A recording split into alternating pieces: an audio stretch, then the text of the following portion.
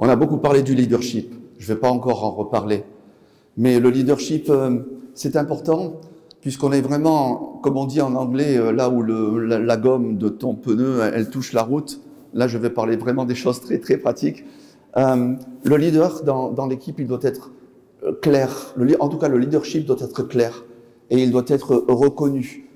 Et bien sûr, on lead d'abord, on dirige avec ses dons. Tout à l'heure, quelqu'un posait la question, où est-ce que tu vois que dans la Bible, il y a marqué leader? Il n'y a pas marqué leader dans la Bible, mais je crois qu'en Romains 12, verset 8, c'est marqué que celui qui préside bien, préside avec zèle. Or, le mot présider, c'est un petit peu le mot diriger, si on veut. Hein.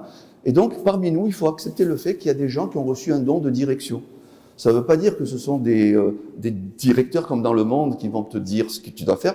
C'est vraiment des gens qui ont la faculté de voir la globalité d'une situation, de voir ce qu'il faut faire et qui ont un cœur de serviteur, comme disait tout à l'heure Mathieu. Mais ça existe, ça existe. Alors peut-être vous êtes impliqué dans une implantation, où vous rêvez de l'être. Si vous rêvez de l'être, bienvenue au club. Si vous n'êtes pas en train de rêver à une implantation, peut-être vous pouvez penser à ce que je dis là, dans le contexte de votre église, de votre conseil d'église ou de votre conseil d'anciens. Mais il y en a parmi nous qui sont doués avec un don de leadership. Et il faut reconnaître ça, il ne faut pas en avoir peur. Donc le leader doit être reconnu d'abord par ses dons. Ça, c'est une manière dans l'équipe d'avoir un leadership qui est clair. J'espère que vous m'entendez bien, j'ai une crève pas possible. Ok. Il peut être recommandé aussi de travailler en binôme. Moi, personnellement, j'ai toujours prié le Seigneur qu'il m'envoie un binôme. Alors vous allez me dire, souvent on considère quand on est marié que ton épouse, ça va être ton binôme. Faux, hein. Moi, mon épouse, c'est la femme de ma vie, c'est la personne pour laquelle je suis prêt à donner ma vie, mais c'est pas mon binôme. C'est pas mon équipe, Pierre, on fait plein de choses en équipe, mais c'est la femme que j'aime. Moi, j'ai besoin d'un autre homme qui a à peu près la même stature, avec qui je peux m'entendre et avec qui je vais pouvoir travailler. J'ai toujours prié que le Seigneur m'envoie un binôme. Et vous savez quoi? Dans sa grâce, le Seigneur m'en a toujours envoyé un. J'ai travaillé pendant 18 ans en implantation à Marseille et j'ai été en binôme avec un Néo-Zélandais, Terry, qui est devenu un ami, bien sûr, maintenant. Et puis, j'ai travaillé depuis 10 ans maintenant à Aix-en-Provence avec un autre binôme, pendant 7 ans avec Brad Dixon, qui a été un binôme formidable aussi. C'est bien de travailler en binôme. C'est marqué, après cela, le Seigneur choisit encore 72 autres disciples et les envoya 2 par 2 pour le précéder dans toutes les villes et les localités où il devait se rendre. Vous avez remarqué, il les a envoyés 2 par 2. Pourquoi il les a envoyés 2 par 2? Hein? Pourquoi est-ce qu'il y a un pilote et un copilote dans un avion? Quand il y a beaucoup de responsabilités, c'est vachement bien d'être 2. Parce que tu ne sais jamais ce qui peut t'arriver. Et le travail peut s'arrêter avec toi si tu es le seul leader. Et puis aussi, tu sais, dans le leadership à 2, c'est un petit peu plus complexe, c'est vrai, on décide qui va être le leader et celui qui va prendre la décision en finale, comme dans un avion. Tu as un pilote et un copilote, ils ont exactement le même diplôme, le même salaire. La tour de contrôle, au départ de l'avion, décide qui aura la décision finale en tant que crise. Mais la plupart du temps, on ne vit pas tout le temps des crises. On vit de l'amitié, on vit un échange, et c'est hyper bien d'avoir un binôme avec qui tu peux un peu frotter tes idées. Et voilà, Mathieu dirait que dans toute équipe, il faut un arbre et un cours d'eau. Hein, quelqu'un qui est peut-être un promouvant et quelqu'un qui est peut-être plus stable. Et c'est bien d'avoir un binôme un petit peu, on va dire, complémentaire avec les dons que toi, tu peux avoir. Donc, je ne vais pas plus loin, je sème des graines peut-être pour la réflexion. Un leadership clair et reconnu, l'idée premièrement, avant tout par son caractère. Là, j'ai parlé des dons. Hein. J'ai mal commencé. On devrait commencer par parler du caractère. Le leader qui a tous les dons possibles, mais qui n'aurait pas le caractère, on en a parlé abondamment, je ne vais pas revenir là-dessus, il est disqualifié en tant que leader. Ok? S'il se prend pour Il paraît qu'un employé, après 10 ans dans la même boîte, il se prend pour le patron. Qu'est-ce que ça peut donner dans une implantation de se prendre pour le patron? Non, je veux dire par là que si le gars il se prend pour le Seigneur, il est disqualifié, on est bien d'accord. Il est un serviteur. Hein. Il prend soin. Il est le thermostat spirituel et émotionnel de l'équipe. C'est lui qui va veiller à l'ambiance, si tu préfères. J'ai beaucoup aimé, Francis, tu as parlé l'humour à la fin. Mais c'est tellement important, mais tu as raison. Pourquoi on se prend la tête? Pourquoi on se prend des fois tellement au sérieux? C'est tellement bien de savoir rire de ses propres erreurs. Nous, on l'a mis dans les valeurs. Savoir rire de nous-mêmes. Mais oui, hein. Il est responsable spirituel parce que c'est lui qui, ben voilà, il va amener quelque chose du Seigneur régulièrement. On a parlé de la vision tout à l'heure, qu'il devait la répéter. Dietrich Schindler dit dans Jesus Model qu'il faut répéter une vision tous les mois pour ne pas qu'elle se perde. C'est comme un yaourt. Date de péremption, c'est plus le même goût. Il faut le répéter tout le temps pour qu'elle reste fraîche, la vision. Le leader, il fait un petit peu ça. Hein, il doit répéter la vision. Il est le thermostat spirituel. Il doit rappeler le Seigneur, il doit rappeler les choses de Dieu. Et émotionnel aussi. Émotionnel. Parce que des fois, il y a des gens qui sont un peu découragés dans l'équipe. Le leader, ben, il va falloir qu'il voie plutôt le verre à moitié plein. Plutôt qu'à moitié vide. D'accord? Surtout en France. On en a parlé aussi. Le leader doit être leader aussi en communiquant une vision claire. Par exemple, ça a été déjà dit, je vais boire de temps en temps parce que j'ai la gorge en feu, d'accord? Le leader, il ne doit pas dire par exemple quelque chose comme « on veut manger Marseille », ça ne veut rien dire du tout. Hein. Il doit avoir une vision bien définie. Par exemple, quand on est arrivé à Aix-en-Provence, après 2 ans de prière, et quelquefois aussi de jeûne, on n'a pas jeûné pendant 2 ans. Hein. De temps en temps, donc, avec mon binôme, on jeûnait et on priait. Et petit à petit, au bout de 2 ans, on a eu une vision de plus en plus claire. On voulait une église qui ne soit pas une église comme une fin en elle-même, mais comme un pôle de multiplication. On voyait, parce que Aix a 40 000 étudiants, un foyer évangélique universitaire, et on voyait aussi quelque chose qui pourrait aider à équiper et entraîner, former de nouveaux implanteurs. Donc, on a adopté l'outil CFRI. Voilà 3 choses. C'était très très concret. Ça tenait sur une page A8, d'accord? Et ça, c'est une vision. Aix-en-Provence pour Christ, c'est une raison d'être. Tout le monde peut dire ça. Tu arrives quelque part, hein, Paris pour Christ, bien sûr, ben oui, amen. Et on veut être là pour la gloire de Dieu, alléluia. Mais avoir un objectif clair, c'est bien pour le leader, comme ça il va pouvoir communiquer cet objectif clair. On veut Aix-en-Provence pour Christ, évidemment, mais ce qu'on aimerait, c'est une église qui soit un pôle de multiplication, un foyer évangélique universitaire, à cause des 40 000 étudiants, et puis, pourquoi pas commencer un CFRI pour entraîner de nouveaux implanteurs. Voilà, c'est humble, c'est ciblé, et ça se concentrera premièrement dans le quartier du campus universitaire. Ça, c'était une vision, un mode de recrutement précis. On s'est dit à un moment donné, avec Brad, c'est bizarre, mais on aimerait avoir des équipiers. Tu sais, on priait pour avoir une équipe. Premier signe, moi j'avais prié d'avoir un binôme. Deuxième signe, en binôme, on a prié pour avoir des équipiers. Et on se disait, ben, on voudrait avoir des équipiers. Et tu sais quoi? Comme on a communiqué, il y a des gens qui venaient nous voir et qui disaient, ah, je suis intéressé par votre projet, etc. Et nous, on disait, bon, c'est extrêmement bien parce que en tant qu'implanteur, tu es mort de faim. Hein. Quand tu vois un équipier qui est prêt à quitter sa ville, son travail, qu'est-ce que tu dis?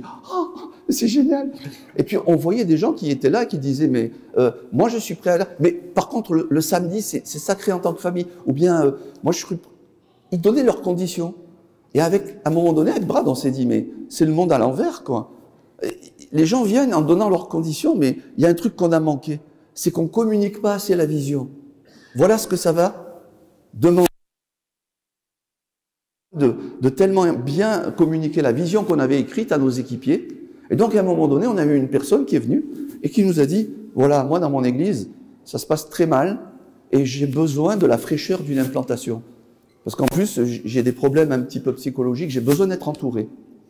Et on a dit, ma sœur, c'est pas ici que tu vas recevoir le meilleur soin. Parce que nous, on va être plutôt concentrés vers l'extérieur, tu comprends? Et si tu viens, tu risques d'être terriblement frustré, parce qu'on est une implantation, nous, toute l'énergie, on va plutôt la dépenser pour les gens qui n'ont pas le Seigneur et qui vont venir nous voir. Donc il vaut mieux pour toi et pour ton développement en tant que disciple que tu rejoignes une autre église qui prendra plus soin de toi. Oh, elle n'était pas contente. Elle n'était pas contente. Mais tu vois, à cause du recrutement, à cause de de notre vision claire, on pouvait dire ces choses-là avec amour, et j'espère qu'aujourd'hui, cette sœur ne nous en veut plus. Mais c'est pas facile à dire, parce que tu vas recruter du monde, et tu dois mettre de côté le fait « je suis mort de faim ». Non, tu n'es pas mort de faim. Le Seigneur, il a une armée très très nombreuse, et il va t'envoyer les bonnes personnes, mais c'est à toi, en tant que leader, de bien communiquer, pour ne pas que les gens, au bout de quelques mois, disent « ah, j'étais pas au courant que ça allait être ça. Oh, je suis désolé, mais ça ne matche pas ». Et là, tu as un problème.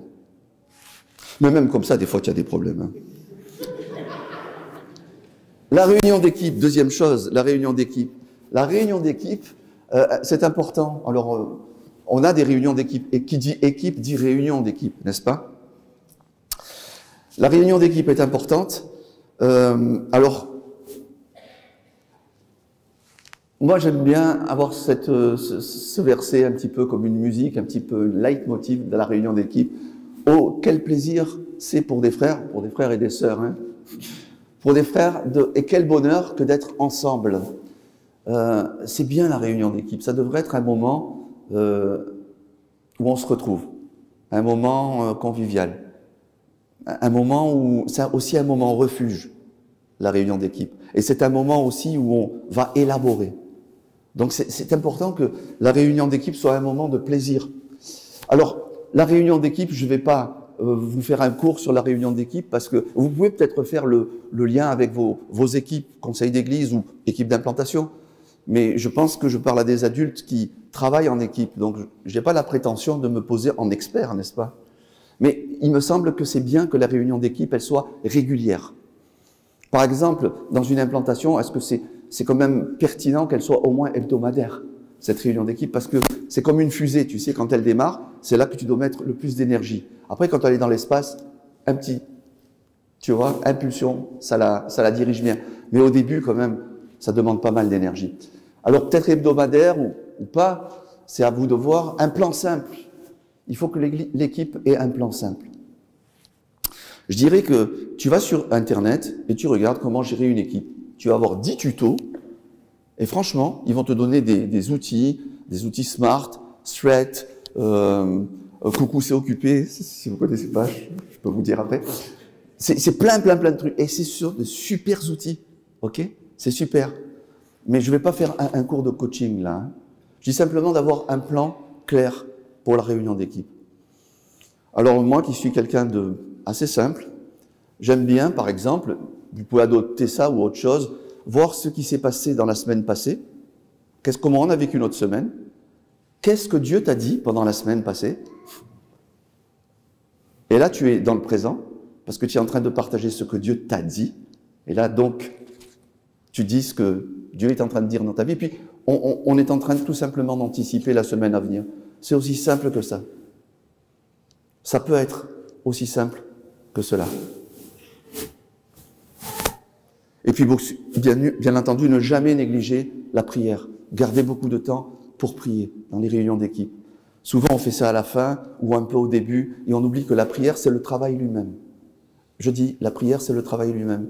Et vous savez, de tous les travaux que j'ai faits personnellement dans une équipe, le travail qui m'a toujours le plus demandé, c'est le travail d'intercession.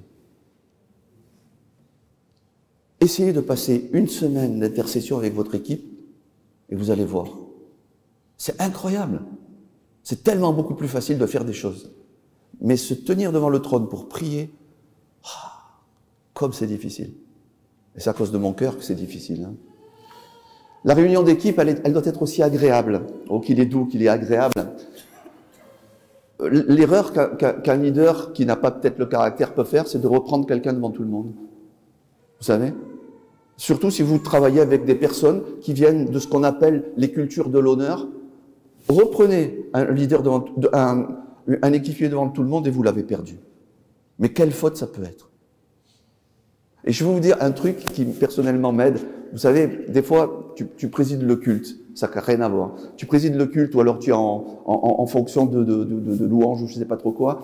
Et tu vois les gens qui arrivent en retard, tu sais. Tu sais, ça t'énerve, hein, ça t'énerve. Ça t'énerve. Et bien, en fait, je me suis dit un truc. C'est que, non, ne t'énerve pas. En fait, ces gens qui viennent, accueille-les. Tu sais pourquoi? Même s'ils sont en retard, ceux que tu devrais reprendre, ils sont dans leur lit. Ils sont pas venus. Eux, au moins, ils viennent. Alors, ne reprends pas une personne qui arrive en retard. Au moins, elle est là. Toujours regarde le verre à moitié plein, d'accord? Ok? Et puis, ça t'aidera, hein, ça t'aidera. Mais maintenant, quand tu vois quelqu'un qui arrive en retard, tu diras, elle pourrait être dans son lit, elle est là, c'est quand même pas mal. Et puis, une prise en compte des situations familiales. Dans une équipe, il y a des personnes qui... Voilà, par exemple, une jeune maman. Une jeune maman. Il ne faut pas qu'elle ait l'illusion qu'elle va servir avec 100% de son temps. Elle va pouvoir peut-être donner 30% de son temps. Et si elle vient avec l'idée que, à cause de ses enfants et tout ça, elle ne peut pas faire autant que son mari, ou ça va être tellement frustrant. Il faut prendre compte des situations familiales, des faiblesses aussi. On peut avoir des faiblesses au niveau physique. Vous voyez, en ce moment, je suis en train de vous parler avec une voix qui part en live. On est faible. Il faut savoir prendre compte de la faiblesse et des contraintes des gens et ne pas leur demander plus que ce qu'ils peuvent donner. Donc le leader, seul ou en binôme, fera une évaluation de ce que les gens peuvent donner et il aura bien garde de ne pas demander plus que ce que la personne peut donner. Sinon, ça va mettre une mauvaise ambiance dans l'équipe et ça va générer de la culpabilisation ou de la culpabilité. Je viens d'inventer un mot. La réunion d'équipe, elle est un pèlerinage et elle n'est pas une course. Quelqu'un a dit, c'est pas le Club Med. Hein, Sénat a dit ça. En fait, c'est pas le Club Med.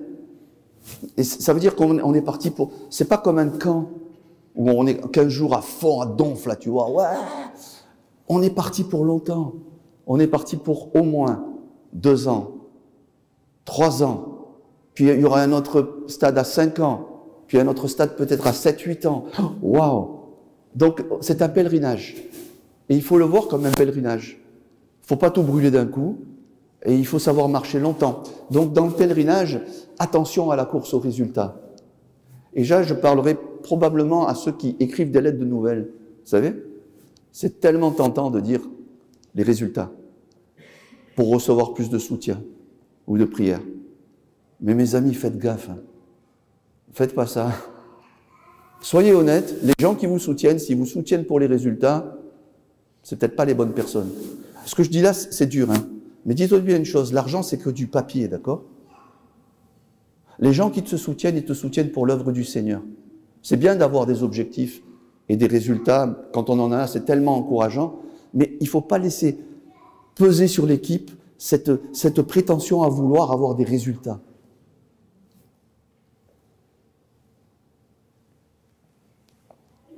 Ne pas se hâter dans le faire.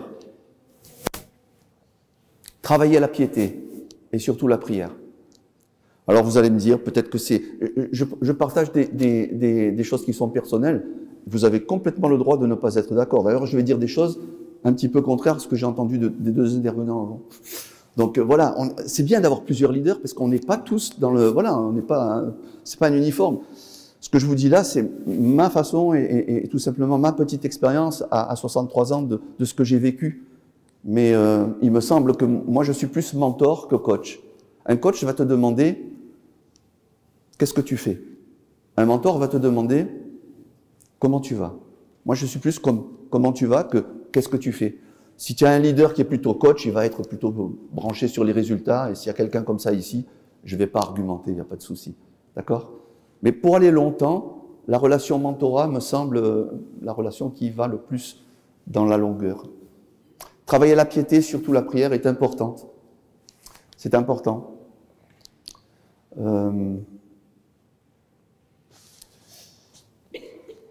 L'équipe, c'est une construction organique. D'ailleurs, c'est les prémices de l'Église. On dit l'équipe, l'Église. Des fois, je me demande si bibliquement on est clair quand on parle uniquement d'équipe, si l'équipe, c'est pas déjà l'Église. J'ai toujours posé la question, je ne veux pas faire un truc théologique maintenant, hein, mais pas avoir un débat maintenant, mais je me demande, tu vois, si l'équipe n'est pas déjà l'Église. Ça m'a traversé la tête plusieurs fois. Une mise en œuvre des dons, selon les dons plutôt que selon les programmes. T'as ta réunion d'équipe et tu vas t'apercevoir que, tiens, il y a quelqu'un qui est vachement doué dans le domaine social. Quelqu'un qui est très très doué dans le domaine relationnel. Quelqu'un qui est très doué dans le domaine artistique. Si Dieu est souverain, et il l'est, est-ce que la stratégie divine n'est pas de se servir des dons de cette équipe, puisque c'est le Saint-Esprit qui les a donnés. Et plutôt que de faire une stratégie où je mets les gens dans des cases, par exemple, j'ai envie qu'on ait un super travail social, mais j'ai personne qui a cette fibre, ben ça va pas marcher.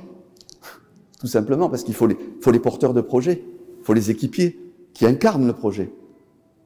Et donc, en tant que leader, je dois aussi voir quels sont les dons qui sont représentés dans l'équipe. Et ça sera le modus operandi pour atteindre les objectifs. On dit des étapes, c'est bien d'avoir des étapes, des points d'étape, mais comment on y arrive? Mais avec les dons spirituels que Dieu a mis dans l'équipe. Et moi, je suis tellement reconnaissant des dons spirituels que j'ai vus dans mon équipe. Waouh, quelle richesse! Quelle richesse! Donc, les dons plutôt que les programmes. Une définition en équipe des valeurs que nous voulons vivre.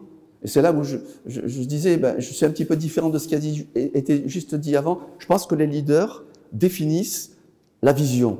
Et quand je parlais de vision, c'est un truc hyper pratique, pas la raison d'être, la vision, les objectifs. Parce que comment tu vas recruter si tu n'as pas défini d'abord l'objectif? Mais quand les gens adhèrent aux objectifs et qu'ils viennent, je pense que c'est bien de développer avec eux les valeurs, avec l'équipe. Comment, dans quelle ambiance on veut vivre? Comment, dans quelle ambiance on veut atteindre ces objectifs? Et de prendre le temps, en tant qu'équipe, de dessiner ces valeurs ensemble. Et c'est là, Francis, qu'à un moment donné, on a décidé que l'humour ferait partie de nos valeurs. Et oui. Et oui. Et oui. Probablement parce que il y avait des gens qui étaient humoristiques pour l'équipe. Des valeurs que nous voulons vivre, ça on peut le définir ensemble.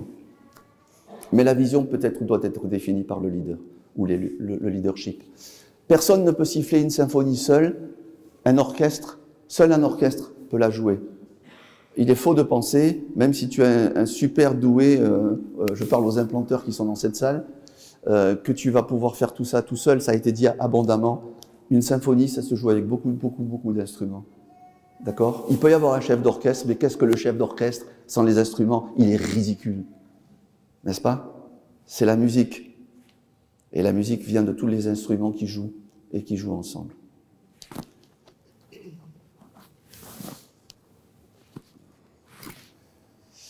On l'a dit, je vais passer donc rapidement là-dessus. L'équipe, c'est aussi une communauté d'apprentissage. Il faut que dans l'équipe, on ait l'impression qu'on apprend quelque chose. Et pour avoir l'impression qu'on apprend quelque chose, il faut que dans le leadership, on fasse en sorte que les équipiers puissent être nourris. Ils vont être nourris aussi par ce qu'ils vont apprendre. Voilà pourquoi ne pas programmer des formations en apologétique. Ou bien, pourquoi ne pas programmer voilà, le CFRI, ça peut être quelque chose d'extraordinaire. N'attendons pas, en tout cas c'est la manière dont moi j'ai agi, après vous êtes d'accord ou pas, c'est autre chose.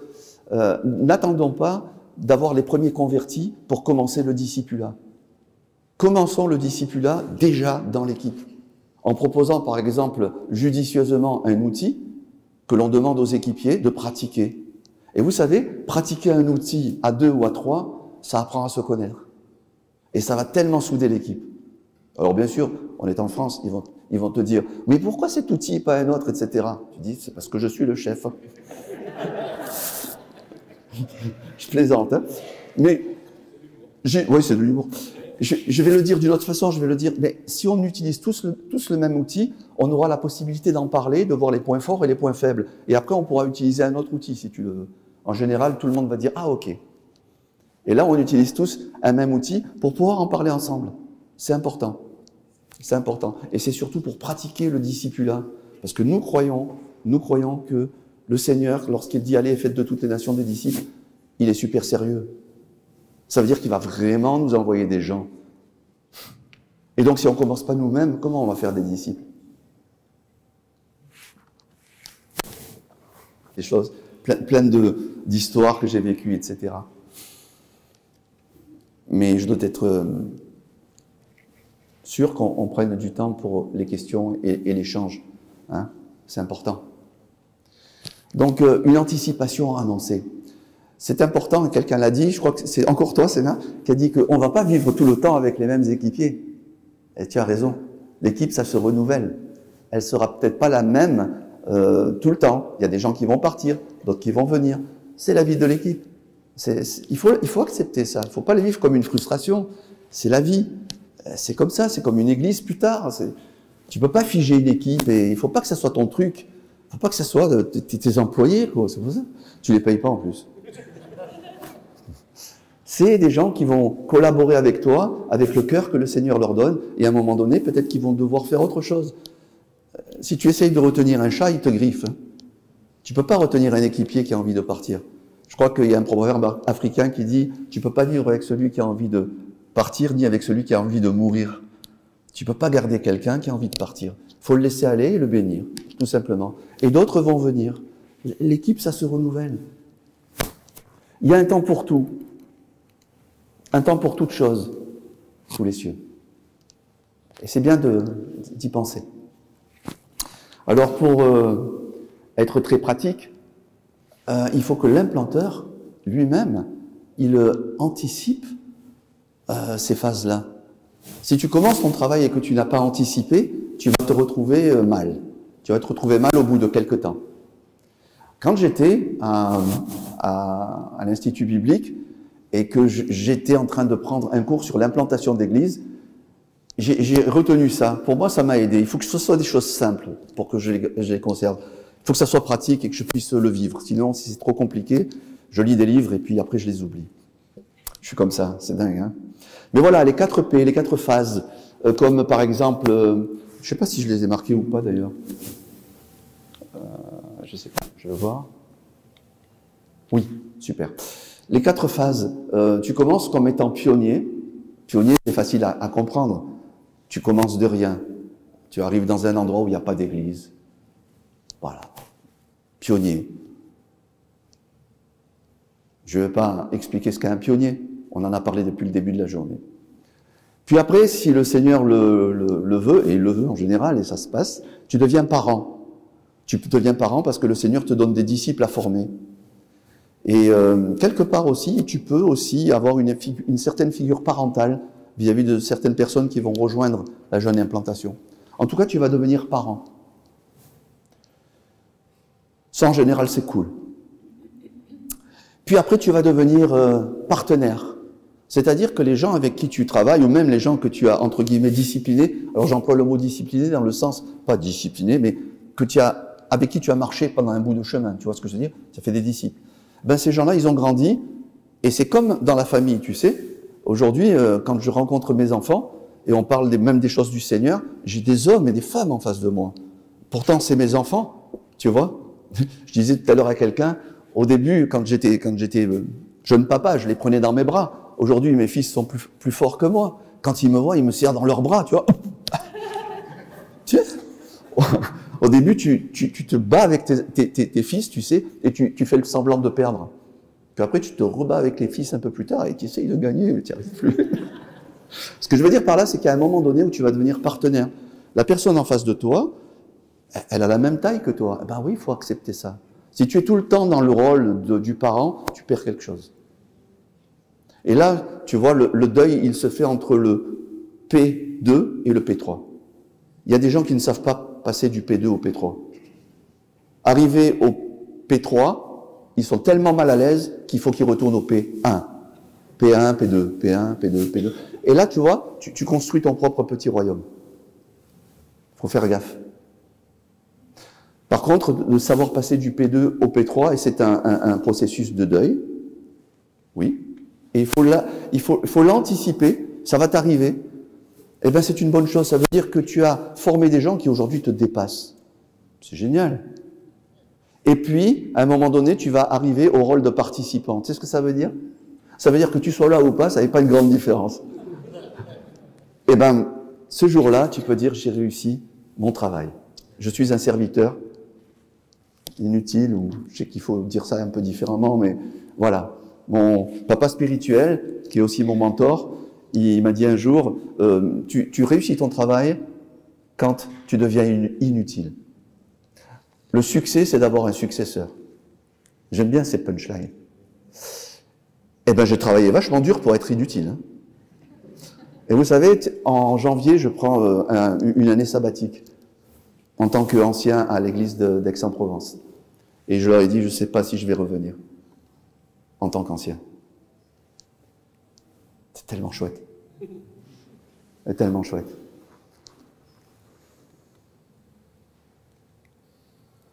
Et aussi une anticipation claire pour... je vais pas vous embêter avec ça. Une anticipation claire pour l'équipe. Je parle d'une anticipation claire pour le leader de l'équipe, mais aussi une anticipation claire pour l'équipe. C'est-à-dire que l'équipe elle-même doit apprendre qu'elle est plutôt un échafaudage. Vous avez vu les beaux murs qu'on a autour de nous? J'étais en train de regarder les pierres, la façon, parce que j'aime bien un peu la construction, la manière dont ça a été fait. J'imaginais les gens qui ont construit ces choses-là, comme elles sont bien taillées, etc. Mais ils sont beaux ces murs, non? Vous avez jeté un coup d'œil? C'est magnifique. Mais il y a certainement dû avoir des échafaudages dans le passé pour les construire. L'équipe d'implantation, c'est un échafaudage. Mais comme ça serait laid s'ils avaient laissé les échafaudages, non? Il faut qu'à un moment donné, l'équipe, elle se démonte petit à petit. Et je pense que c'est du ressort du leadership d'anticiper, de faire anticiper ces choses-là. C'est-à-dire qu'il va y avoir une période de flou qui va arriver quand l'Église va se développer autour de l'équipe. Où on va passer d'une équipe à une communauté qui est beaucoup plus qu'une équipe. Et il faut accepter que peut-être pendant 6 mois, il va y avoir du flou. Parce qu'il y a des gens qui vont devenir vachement importants et qui ne font pas partie de l'équipe. Et qu'on ne pourra pas prendre des décisions sans eux ou sans elles. Parce que maintenant, ils font partie de l'image. Et donc, si tu résumes tout à ta réunion d'équipe, eh ben, tu vas les mettre dehors.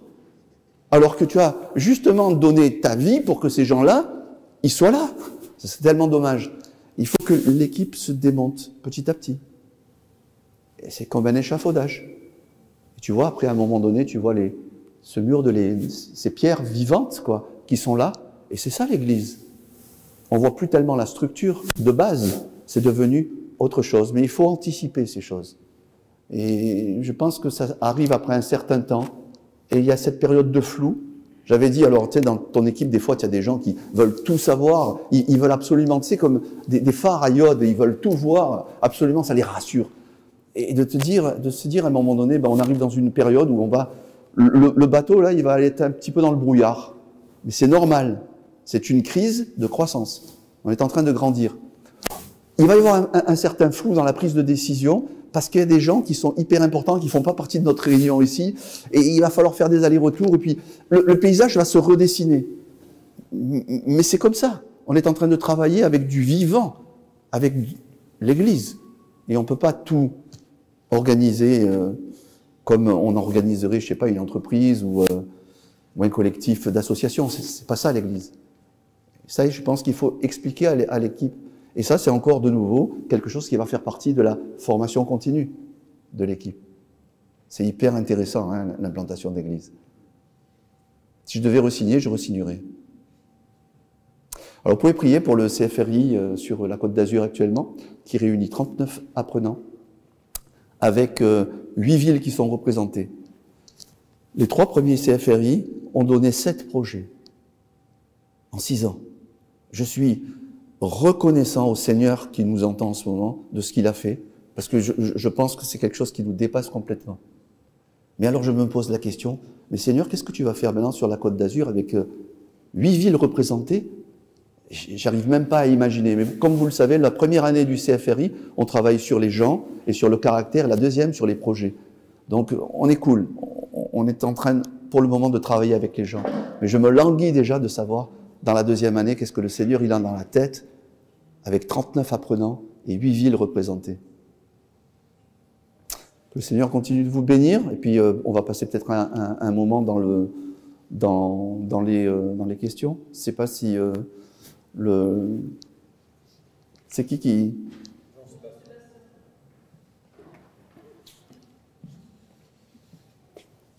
Merci Philippe. On peut dire que malgré ta voix qui était envoyée, moi j'ai entendu chanter les cigales, ça m'a bien fait plaisir. Alors là, c'est le temps des questions. Alors on a une question en particulier Pour toi, c'est voilà, si ton projet il arrive à son terme et que tu dois donc partir pour un autre projet, est-ce que tu restes constamment dans le cycle que tu nous as présenté, P1, P2, voire peut-être P3 et jamais P4? Tu veux dire quoi? Si je reste sur place ou si je m'en vais? Ah, si je m'en vais, si je m'en vais, je suis devenu participant, donc inutile. Si je m'en vais, c'est pas grave. Je comprends pas trop la question.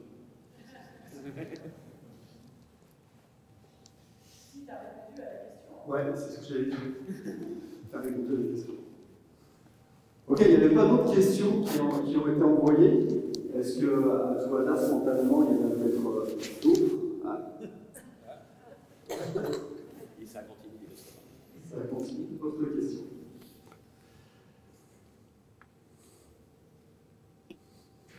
Ouais, en tant que leader, quand tu définis donc les valeurs en équipe, si ça clash avec ce que tu as en tête, et si ça clash avec ce que tu as en tête? Alors d'abord, il faut être honnête. Si je demande à l'équipe de définir les valeurs, je n'ai pas des valeurs nécessairement en tête. Si j'ai déjà un programme préétabli de ce que l'équipe doit dire, ça va clasher peut-être, effectivement. Non, la vision, si ça clash avec la vision, il n'y a même pas d'inclusion dans l'équipe, puisque de toute façon, la personne ne va pas se reconnaître dans le projet. Mais au niveau des valeurs, c'est très difficile que ça clash. Enfin, je l'ai jamais vécu. Je ne sais pas ce que vous voulez dire par là, mais généralement, c'est des valeurs de bienveillance qu'on va développer. Je pense que les enjeux ne sont pas tellement au niveau des valeurs. Je pense que les enjeux sont plutôt au niveau des objectifs. Si ces objectifs sont clairs dès le début, ça va aller. Vous pouvez avoir un autre clash dans l'équipe au niveau des missions. Si, par exemple, vous, en tant que chef d'équipe, vous donnez des missions à quelqu'un qui n'a pas les dons nécessaires pour cela, ou si vous définissez des missions qui sont en dehors des compétences de votre équipe. Mais rationnellement, je n'ai pas encore vécu un clash de valeurs. Alors si la personne qui a posé cette question, elle veut venir me voir après, peut-être qu'elle a vécu quelque chose dans ce domaine-là. Mais pour moi, dessiner les valeurs, c'est pas tellement l'enjeu où on va avoir le plus d'opposition. Et puis, le travail qui va leur être demandé ne va pas être un travail qui va ajouter à leur agenda, mais du travail que de toute façon, ils ont envie de faire. Par exemple, le module discipula. OK? Quel va être le devoir? Le devoir va être de suivre un disciple dans les 6 mois qui viennent. C'est pas de pondre un mémoire sur qu'est-ce que c'est qu'un disciple en 4 pages ou en 10 pages. C'est voilà, de mettre en pratique quelque chose qu'on a vu ensemble et de suivre vraiment quelqu'un et puis ensuite de faire un retour d'expérience. Et ça va être appliqué pour tous les modules. Donc on ne donne pas plus de travail à la personne, mais on l'aide à faire le travail pour lequel elle s'est inscrite. C'est très différent d'un institut biblique. J'enseigne dans un institut biblique et je ne critique pas les instituts bibliques. Mais c'est très différent. Là, la mise en œuvre fait partie vraiment de ce pourquoi les personnes sont venues se former. Ok, une autre question? Si? Ah, c'est bon, c'est fait. Il y avait une autre question, je pense. Non?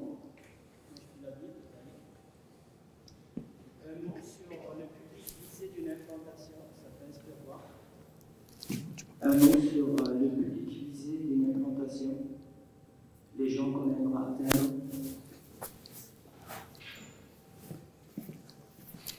Merci. Ça fait partie de l'exégèse de l'endroit où tu es appelé. Par exemple, à Aix-en-Provence, il était impossible de penser à implantation sans penser aussi action parmi les étudiants, parce que sur 140 000 personnes, tu as 40 000 étudiants. Je pense que ça fait partie de l'exégèse de l'étude du terrain où tu vas aller. D'ailleurs, pour un implanteur, c'est bien qu'il fasse l'exégèse de l'endroit où il va aller et qu'il se renseigne sur l'histoire de la ville. Vous savez, même les blasons, même tout parle et ça va définir les personnes que tu vas atteindre. Il n'y a pas malheureusement une cible, enfin malheureusement ou heureusement une cible type. C'est très très lié avec le terrain.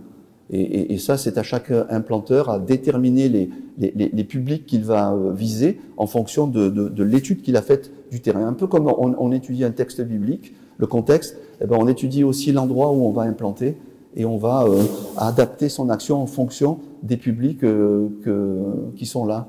Et même pas de tous les publics, hein, mais peut-être de certains publics qui sont présents dans la situation. Est-ce que je réponds à ta question? Oui? Une autre question. Est-il possible d'implanter sans un implanteur à plein temps, un implanteur bilocationnel? Je sais pas. Pourquoi pas? Pourquoi pas? Je pense pas qu'il y a une réponse. Je sais pas. J'essaye de regarder dans ma tête si j'ai des exemples d'églises qui ont été implantées. Mais oui, il y a des exemples d'églises qui ont été implantées sans qu'il y ait eu un implanteur à plein temps. Néanmoins, il me semble que, en tout cas pendant la phase d'arrachage, vous savez, la fusée, là, au début, ça va quand même demander pas mal d'investissement. Et c'est une grâce si on a quelqu'un qui peut se donner à plein temps, en tout cas pendant un certain temps de l'implantation, qui rêve cette implantation et qui arrive à propulser un petit peu. Mais c'est pas non plus un absolu.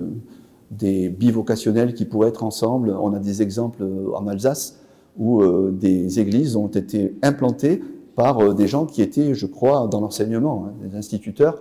Donc, vous voyez, c'était des gens qui n'étaient pas à plein temps, et aujourd'hui, qui sait qui peut rivaliser avec le nombre d'églises qu'il y a en Alsace. Merci. Une autre question sur la base de quoi tu pourrais faire un recrutement d'une équipe. Est-ce que c'est sur l'observation, par exemple, des fidèles, ou c'est un appel à la candidature? Alors nous on a fait, c'est pas du tout écrit dans la Bible, hein, et peut-être que mes amis implanteurs ici ont d'autres idées, mais nous on a fait sur appel à candidature en fonction de la vision qu'on avait définie. Voilà. Et le reste, ça a été un échange. La personne est venue, il y a eu des interviews, et c'est hyper bien, c'est hyper chouette. S'il peut y avoir plusieurs moments d'échange, et pas juste un, parce que, comme vous le savez, on montre toujours la meilleure partie de soi-même au début, l'appartement témoin. Et c'est bien si la personne peut vivre, pourquoi pas lui proposer de vivre avec nous pendant une semaine. Et voilà. Mais il n'y a pas de loi, hein, c'est juste du pratique ce que je dis. Je ne sais pas comment vous voyez les choses, les frangins, là. Hein, vous recrutez en fonction d'une vision. Et quand les gens arrivent, vous leur dites si... ouais. Peut-être vous avez d'autres... Non? Non? Ok. Juste, on finit avec cette question, et qui me paraît très pertinente par rapport à la composition d'une équipe. En tout cas, juste vous dire, moi, j'ai utilisé le parcours découverte à l'implantation pour constituer les 3 équipes que j'ai mis en place. Et ça a vraiment fonctionné parce que ça met en tout cas, ça suscite des vocations et surtout de s'impliquer en tant qu'équipier avec une vision selon l'implantation de l'église.